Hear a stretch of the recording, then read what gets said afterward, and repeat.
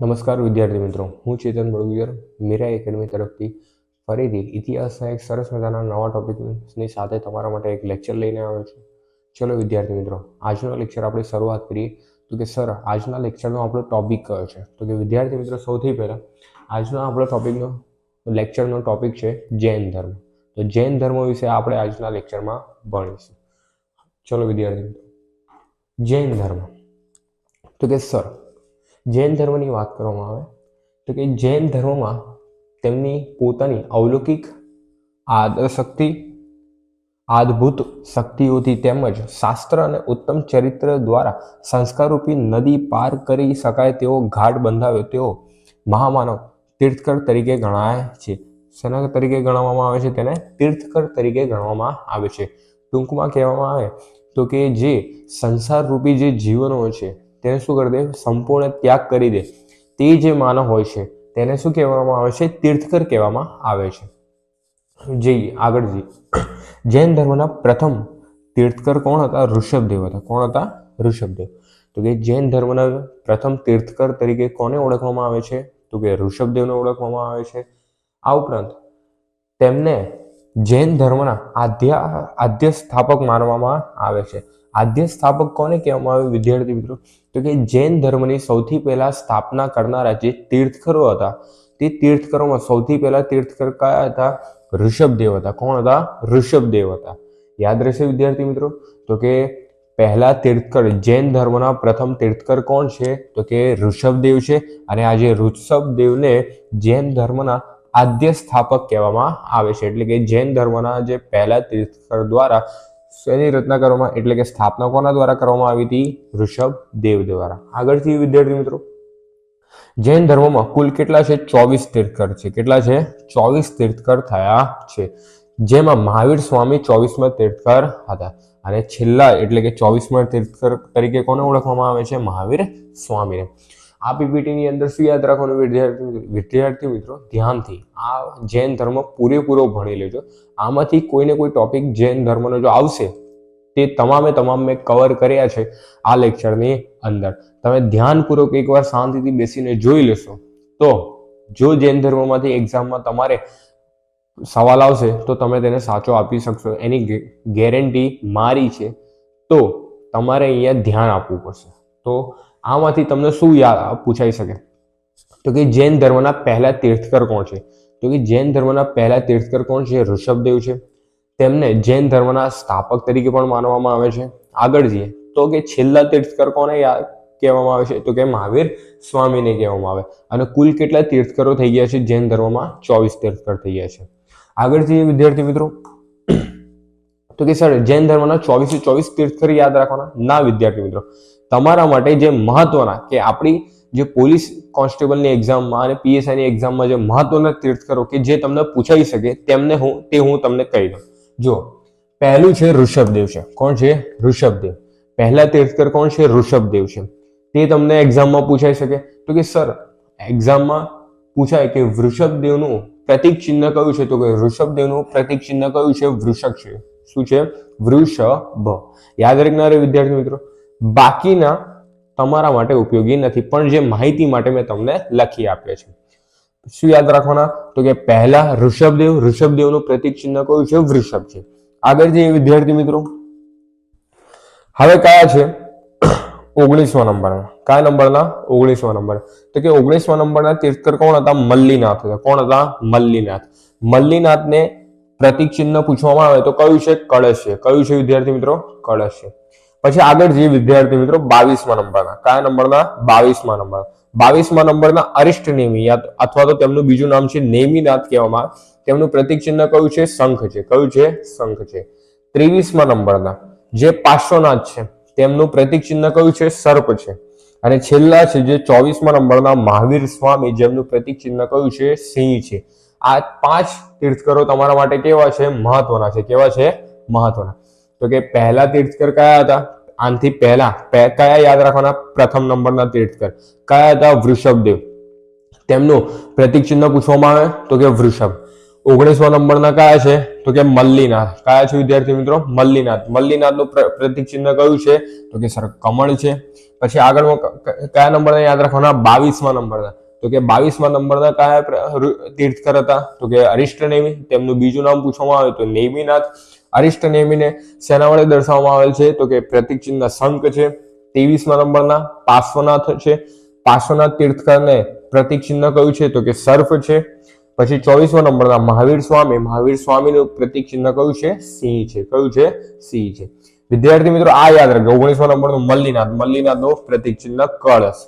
પછી અહીંયા જોજો આગળ પાર્શ્વનાથમાં પણ પ આવે છે અને સર્પમાં પણ શું આવે છે? પ આવે છે. યાદ રાખનારે વિદ્યાર્થી મિત્રો. એવી જ રીતે મહાવીર સ્વામીમાં સ આવે છે અને અહીંયા પણ સિંહમાં સ આવે છે. ઓકે, આગળ જઈએ વિદ્યાર્થી મિત્રો. હવે જોઈએ ફેક્ટ જે મહત્વના છે.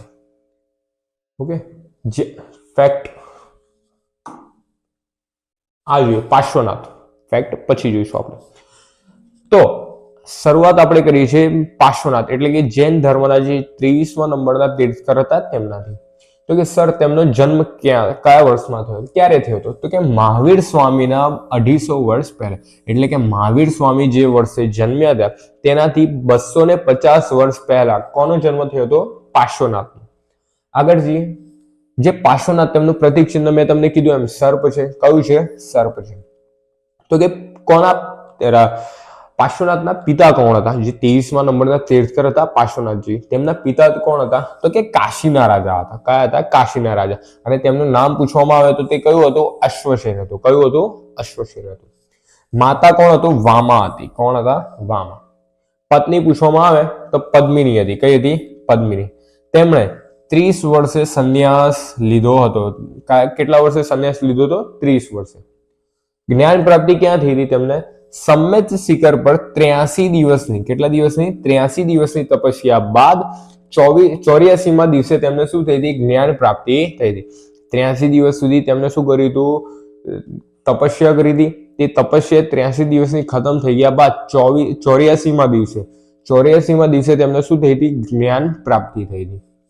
ધર્મ પ્રચાર 70 વર્ષ સુધી કર્યો હતો. એટલે કે જે પાર્શ્વનાથજી હતા તેમની જે ઉંમર 70 વર્ષ સુધી થઈ ત્યાં સુધી તેમણે શું કર્યો હતો? ધર્મ પ્રચાર કર્યો હતો. પ્રથમ અનુયાયી તેમના માતા અને પત્ની બંને કેવા હતા? તેમના પ્રથમ અનુયાયી હતા. વિરોધ કોણે કર્યો હતો? તેમણે બ્રાહ્મણ ધર્મમાં રહેલા દેવવાદ, કર્મકાંડ, યજ્ઞ, વર્ણ અને જાતિ વ્યવસ્થાનો શું કર્યો હતો? વિરોધ કર્યો હતો. વિદ્યાર્થી મિત્રો આમાંથી શું યાદ રાખવાનું હતું કે જન્મ તો કે પાર્શ્વનાથજીનો જન્મ કેટલા વર્ષ પહેલા એટલે કે મહાવીર સ્વામીના 250 વર્ષ પહેલા થયો હતો. પ્રતીક ચિહ્ન યાદ રાખો તેમનું કયું છે? સર્પ છે. કોના આમના પિતાનું નામ યાદ રાખો? કાશીના રાજા અશ્વસેનના પુત્ર હતા. માતાનું નામ શું યાદ રાખો?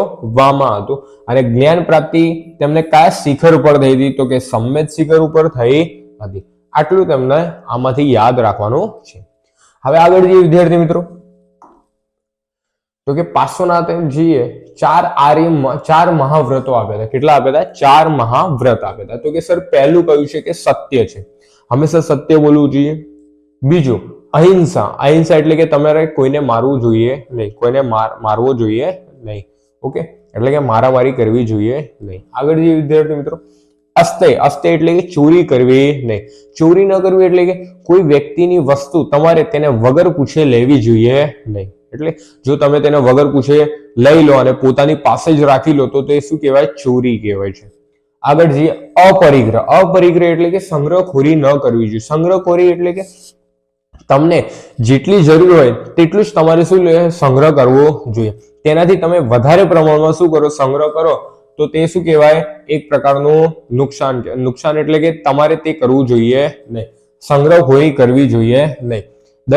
ધારો કે તમને જેટલી જરૂર હોય તેટલું જ તમારે શું કરવું જોઈએ? સંગ્રહ કરવું જોઈએ. તેનાથી વધુ કરવું જોઈએ નહીં.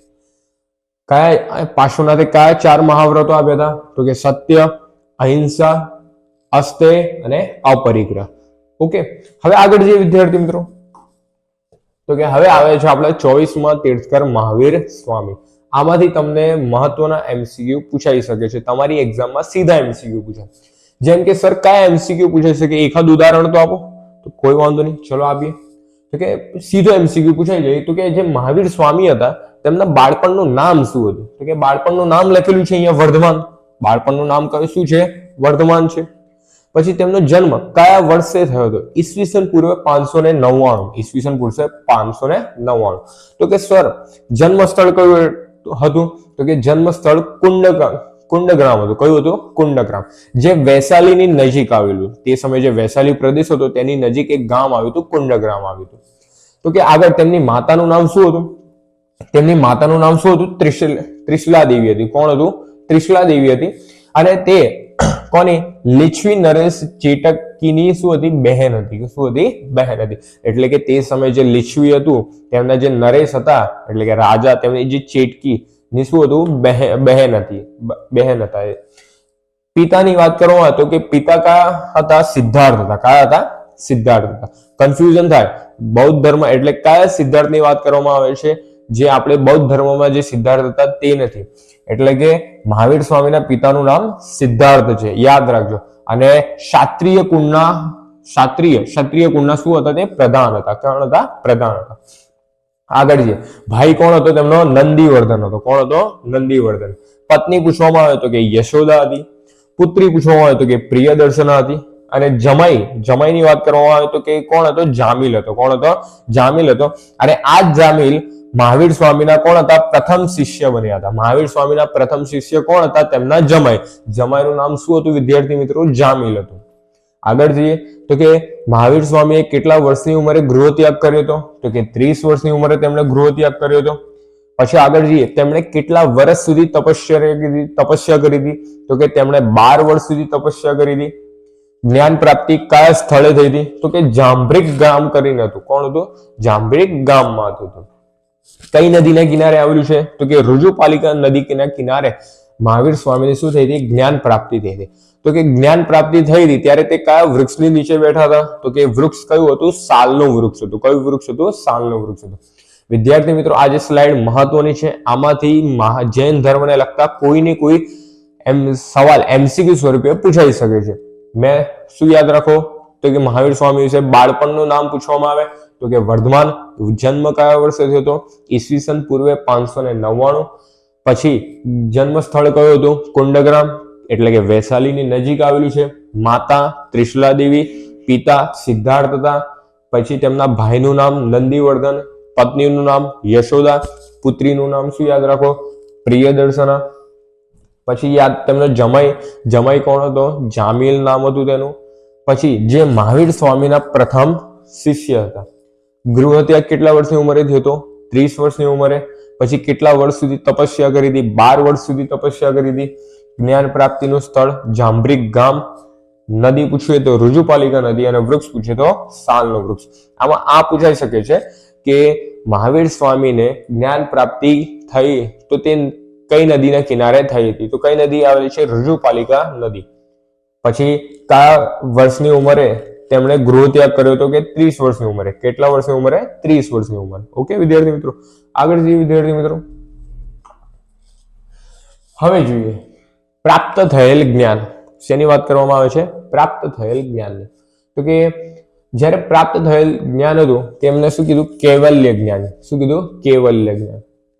જ્ઞાન પ્રાપ્તિ પછીના નામ એટલે કે મહાવીર સ્વામીને જ્ઞાન પ્રાપ્તિ થઈ પછી તેમનું કયા નામ પડ્યા? તો કે મહાવીર નામ પડ્યું, કેવલિન પડ્યું.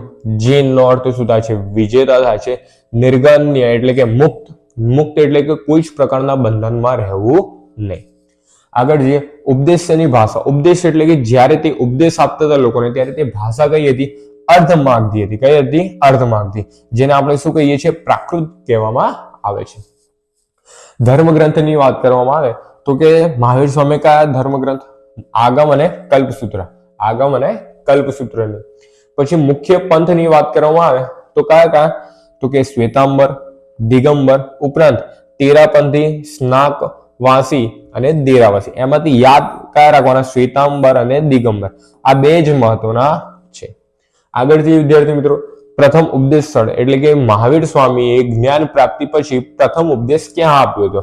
તો કે રાજગૃહ પાસે વિપુલચલ પહાડીઓમાં. ક્યાં આપ્યો હતો? રાજગૃહમાં આપેલો. ટૂંકમાં કહું તો ક્યાં આપેલો હતો? રાજગૃહમાં આપેલ હતો પ્રથમ ઉપદેશ.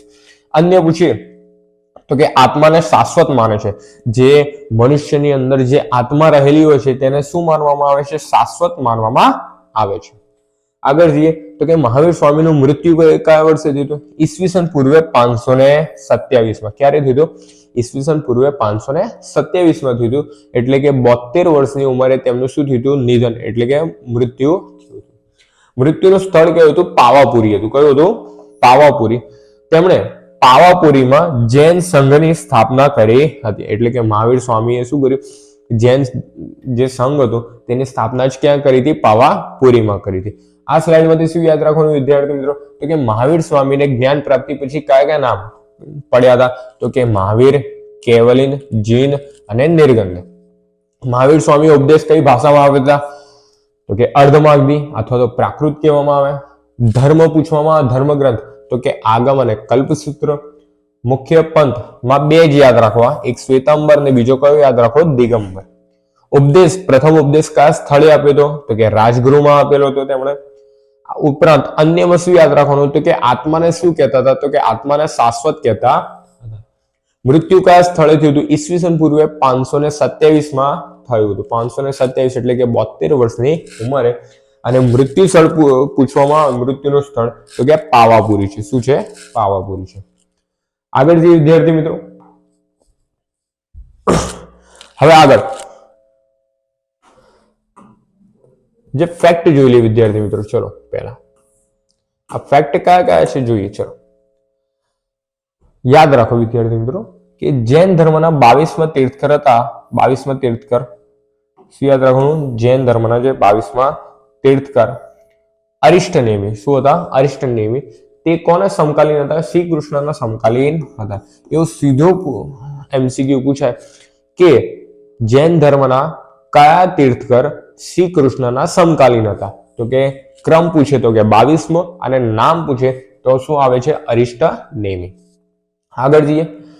જૈન તીર્થકર ઋષભદેવ અને અરિષ્ટનેમીનો ઉલ્લેખ શેમાં છે? ઋગ્વેદમાં છે. એટલે કે જે ઋગ્વેદ નામનો જે ગ્રંથ છે તે ગ્રંથની અંદર જૈન ધર્મના કયા બે તીર્થકરોનું વર્ણન છે? એક તો ઋષભદેવ જે પ્રથમ નંબરના તીર્થકર હતા અને અરિષ્ટનેમી. કોણ છે? અરિષ્ટનેમી જે 22મા નંબરના તીર્થકર હતા. આગળ જઈએ. જૈન શબ્દ સંસ્કૃત, જૈનનો શબ્દ છે સંસ્કૃત, જીન શબ્દમાંથી બનેલો છે. એટલે કે જૈન શબ્દ શેમાંથી બનેલો છે? જીનમાંથી બનેલો છે. અને આ જીન શબ્દ કયો છે? સંસ્કૃત શબ્દ છે, જેનો અર્થ વિજેતા થાય છે. એટલે કે આ જીનનો અર્થ પૂછવામાં આવે વિદ્યાર્થી મિત્રો, શું થાય છે? વિજેતા થાય છે. તેમણે મન, વાણી અને કાયા પર જીવન પર જીત મેળવી છે. અને કાયા પર, શેના ઉપર? કાયા પર તેમણે શું મેળવ્યું? પોતે જીત મેળવી હોય છે. ઓકે વિદ્યાર્થી મિત્રો. તો વિદ્યાર્થી મિત્રો, જૈન ધર્મનો આપણો આ જે લેક્ચર છે આજે અહીંયા જ રાખીએ છીએ. જૈન ધર્મના બાકીની માહિતી તમને બીજા લેક્ચરમાં મળી જશે, જૈન ધર્મના ભાગ 2 માં. ત્યાં સુધી વિદ્યાર્થી મિત્રો, જય હિન્દ, જય ભારત.